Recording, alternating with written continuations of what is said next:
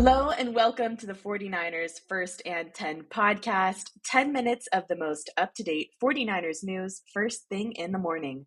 I'm your host, Brianna McDonald. Joining me is special guest Jennifer Lee Chan from NBC Sports Bay Area. Jennifer, thanks for joining me again. How's your off-season been? It's never really an off season. It always feels so busy no matter what. So, it's like Yeah. it's still always crazy. Definitely. Well, we are 1 week away from the NFL draft, and I wanted to start today by asking your take on this year's draft class.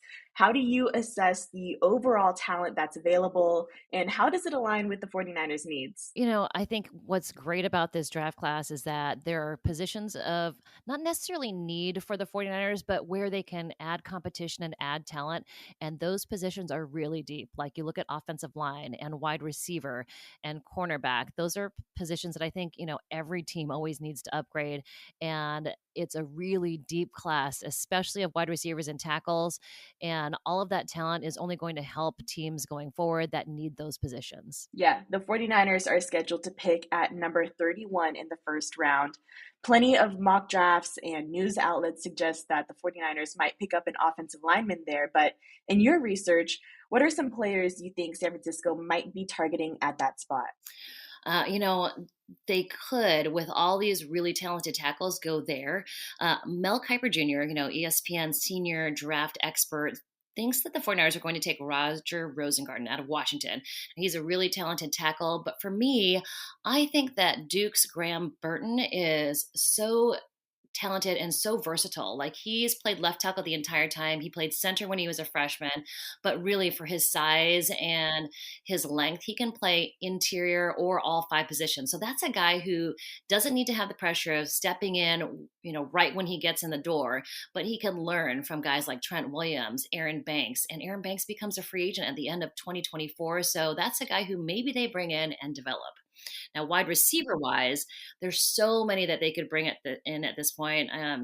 Malachi Corley is a guy who is compared to Debo Samuel, so a guy who like takes the ball and runs hard with it in his hands. So there's so many talented receivers that they could take at that 31 position that would add game player, game maker status to the roster. You hit on versatility, and the 49ers leadership and John Lynch and Kyle Shanahan have been outspoken on how much emphasis they place on a player's character and their intangibles when they're doing their evaluations. So, in your expertise of the 49ers, could you explain what characteristics the 49ers look out for?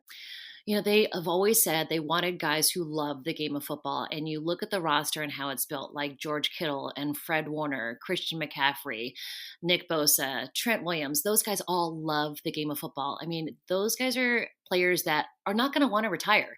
They love it so much that they will play through whatever bumps and bruises that they may have throughout the season and just want to go out there and win games.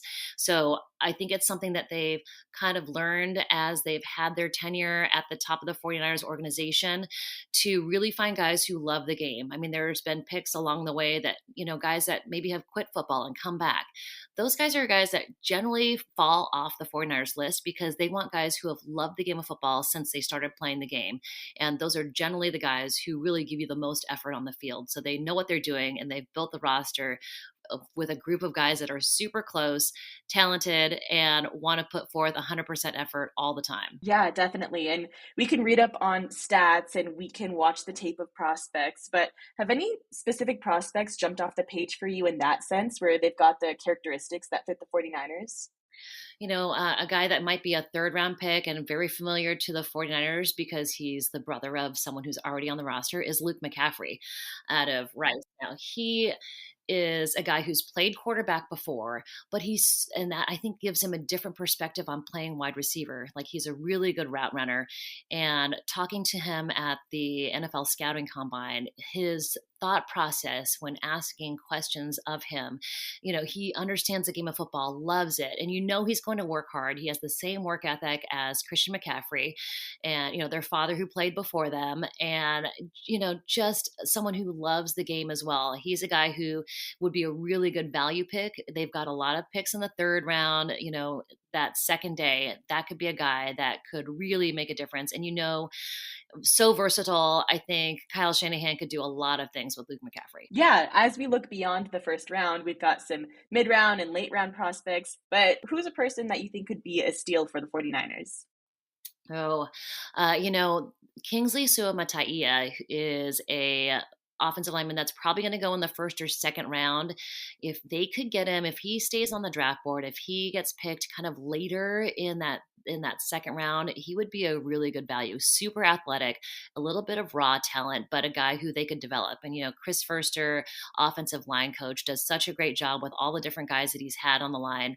I think that Kingsley Suamataia is a guy who could really develop into being a great NFL player, especially with the right guidance and playing next to Trent Williams, learning from Aaron Banks. I mean, I think it would be a perfect position for him instead of with that first round 31. If he drops, I think he'd be a good value in the second. Okay, well, your 49ers talk partner, Matt Mayoko, gave a bold take for this year's draft.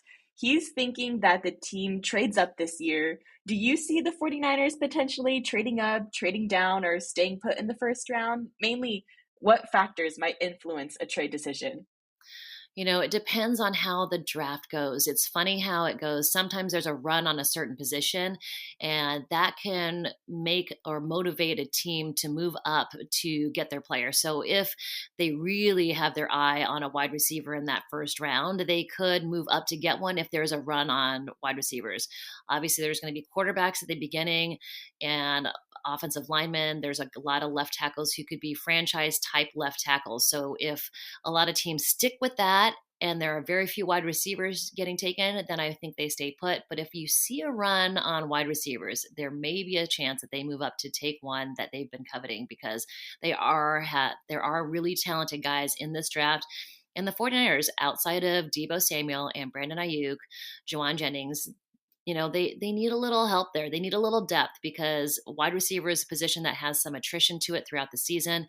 They need a guy who can be a game changer, and there are a lot of those in this year's draft. All right, well, is that your bold take, or do you have a bold take for this upcoming draft? Ooh, my bold take is that in the first round, they go somewhere to a position that's not an offensive lineman because every mock draft is saying that they're going to take an offensive lineman. I think they take a skill position player, either a wide receiver or a cornerback with that first pick, not an offensive lineman. All right, all right. Well, Jennifer, thank you so much. That will do it for today. Thank you for joining me in today's episode. Faithful, be in the know for all the latest official 49ers news by following First and 10 on Spotify and Apple Podcasts. Make sure you turn on the notifications for any breaking news updates. And thank you, Faithful, for tuning in.